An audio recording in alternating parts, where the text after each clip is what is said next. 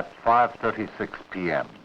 on March 27, 1964, an earthquake rocked the state of Alaska.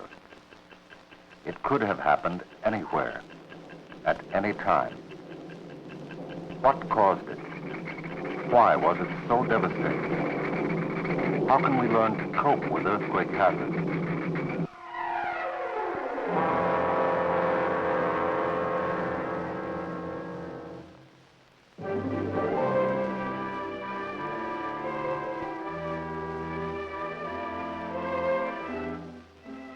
For decades, man has looked in the wreckage for answers. Bit by bit, after each earthquake, man has tried to piece together the puzzle in an effort to recognize earthquakes for what they are.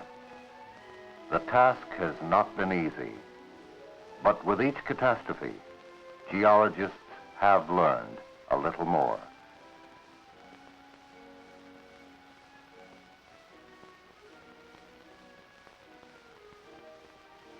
Earthquakes can happen anywhere. The zones in which they are most likely to occur now have been identified, but the exact time and place cannot as yet be predicted. Most earthquakes occur where there are ancient wounds in the earth, along faults breaking the crust, and are caused by the forces that build mountains.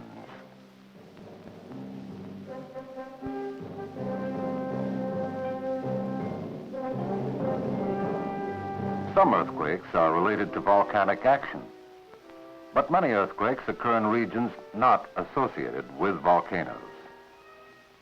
Approximately 700 of the shocks recorded each year may be classed as strong, capable of causing considerable damage in the areas where they occur. It has been estimated that more than 1 million earthquakes occur throughout the world annually. They range from minor temblors that are barely perceptible locally to catastrophic shocks. The greatest quake-producing zone, known as the circum-pacific belt, runs completely around the Pacific Ocean. 80% of all shocks recorded occur in the circum-pacific belt. This unstable area is also called the Ring of Fire, because most of the Earth's volcanoes occur in the same zone. During the past 200 years, over 1,000 strong earthquakes have been recorded in Alaska. 14 have been catastrophic. Geologists believe that the state is plagued with earthquakes because of its many active faults. 3 principal faults are the Fairweather, the Castle Mountain Lake Clark, and the Denali faults. The friction of the rocks on each side of a fault normally prevents slipping of the earth. But since stress is continuous, strain builds up. When this strain passes a critical point, a point of no return, the friction on the fault plane is overcome. The rocks along the fault snap past each other, releasing as much energy as thousands of atomic explosions. Shock waves moving through the earth at thousands of miles an hour shake the land. The intensity of damage is related to the distance from the epicenter, the point where the first movements appear to start, and the geologic environment. Clay, sand, and gravel, for example, respond more intensely than hard rock. The epicenter of the March 27th earthquake was located about 80 miles from Anchorage in a region of high, rugged mountains. The earthquake produced significant damage to structures and property over a land area of 50,000 square miles. Ice was cracked or buckled on lakes in an area of 100,000 square miles. The quake was recorded throughout the world. Here is how it looked on a U.S. Geological Survey seismograph located at the Hawaiian Volcano Observatory on the island of Hawaii. With the aid of seismic records, eyewitness accounts, on-the-spot examination and photo coverage of every type.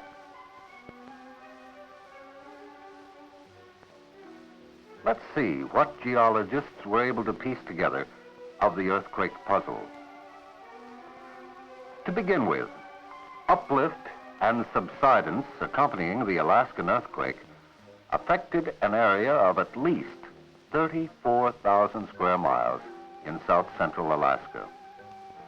The major subsidence area included the Kenai Peninsula and the northern two-thirds of Kodiak Island.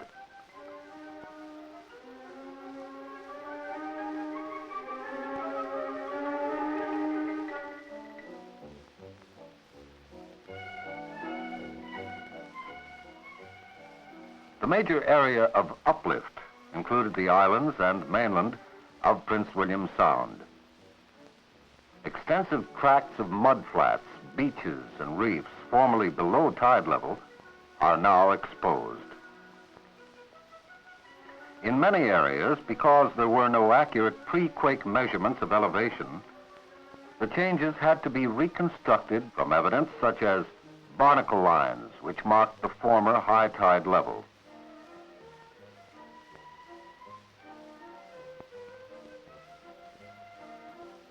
This dock, for example, was raised far above high tide level.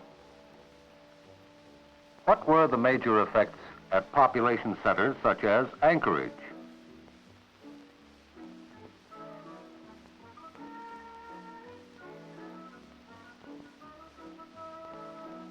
The damage? Estimated at more than $200 million. It was caused both by seismic shock and by landslides triggered by the quake.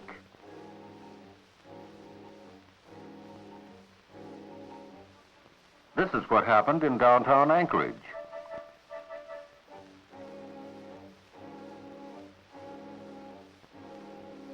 The geologists found that earthquake vibrations themselves caused less heavy damage than the vibration-induced sliding and settling of weak deposits beneath the city. From the chaotic jumble of wreckage, Geological Survey teams pieced together what happened at Turnagain Heights.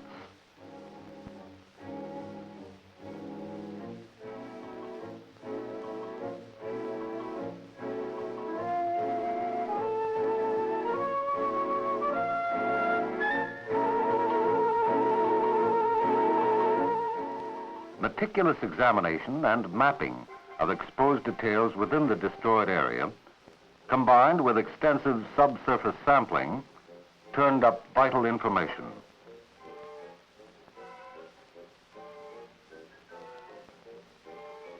From the evidence collected, scale model experiments were designed in the laboratory of the University of California at Berkeley to determine how these materials behave under simulated earthquake conditions.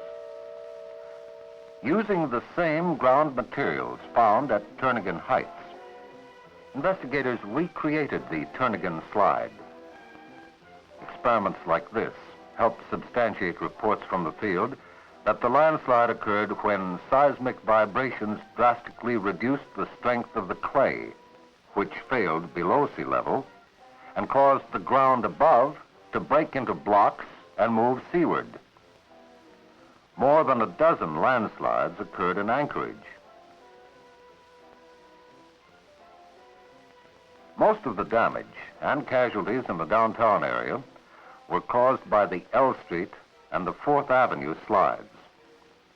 Both landslides were lateral movements of relatively coherent blocks, gliding on unstable deposits similar to those that failed at Turnagain Heights.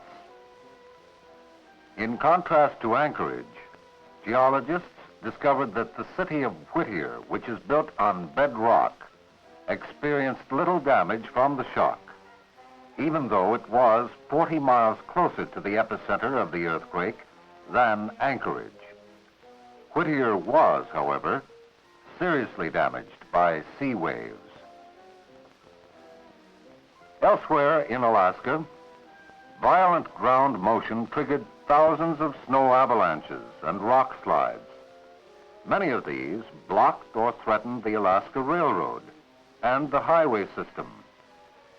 Numerous ground cracks, areas of subsidence, and mud spouts occurred throughout the zone of damage.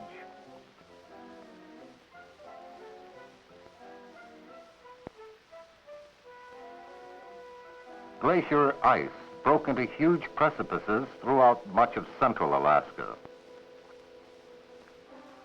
The city of Valdez, located at the head of a deep, steep-sided fjord, was completely crippled by a sudden submarine landslide. This once active port was destroyed when a block of ground 1,200 feet wide sank into the sea. A seaman aboard the steamship China filmed Valdez Harbor during the earthquake.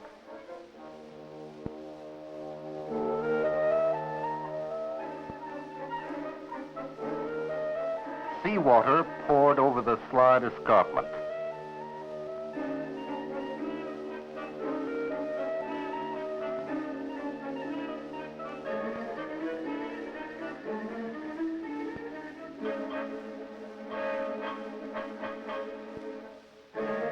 The cannery slid into the sea. 30 people lost their lives as the town dock pitched into the bay. This is all that remained on the waterfront when it was over. Ground cracks opened throughout the town. Plots of these cracks showed that the entire town lies on incipient landslide blocks. That could wipe out the community the next time the city is shaken.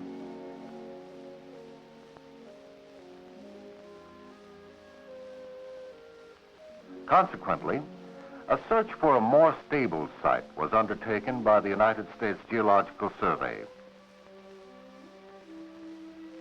The city voted to move the entire town to a safer locality 4 miles away. Construction began immediately. Submarine landslides triggered by the quake generated huge sea waves. In Valdez Passage, one of these waves deposited debris 220 feet above sea level and destroyed the navigation light. Waves breaking over the land sheared off trees 100 feet above the beach. At the Indian village of Chiniga, a wall of water 90 feet high swept away all but the school and one house.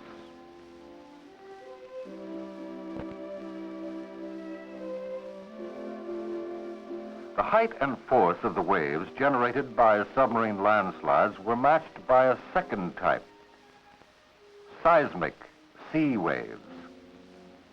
Born of the uplift and down warp of the sea floor, enormous seismic sea waves called Tsunami traveled at speeds in excess of 400 miles an hour in the open ocean and struck with destructive force all along the coast of Alaska and the west coast of North America.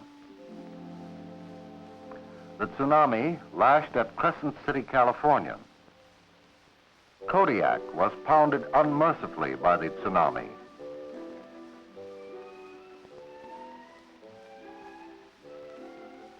Residents had to be evacuated.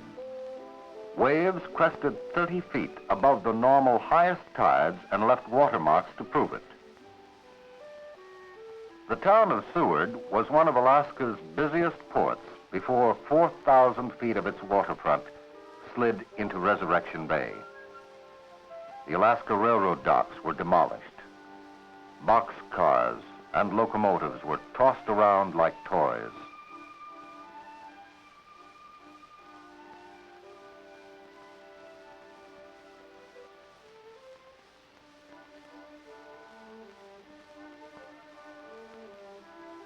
The newly formed shoreline consists of the same unstable materials as the old. The ground behind it contains many tension cracks. Future submarine landslides may occur. The Alaska Railroad was extensively damaged. Rails buckled and tracks dropped into the sea.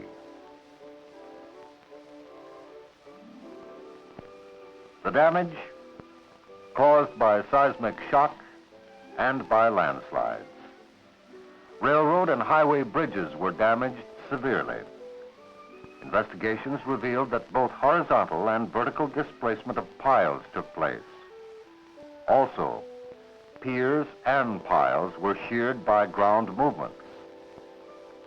Lateral spreading of the ground near stream channels caused tracks to separate, shearing the bolts.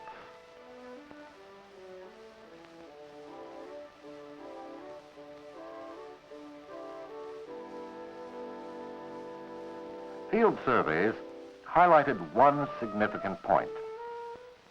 The reaction of different subsurface materials controlled fracturing, compaction, lurching, and landsliding more significantly than distance from the epicenter. Geologists discovered that structures built on bedrock were damaged less than those erected on unconsolidated deposits. Survey reports emphasize hazards along shores made up of unconsolidated deposits because of the extreme susceptibility to sliding. There also, land level changes have the most disastrous effects, spawning sea waves, disrupting navigation. Though man has learned much from the wreckage and destruction, he needs to know much more.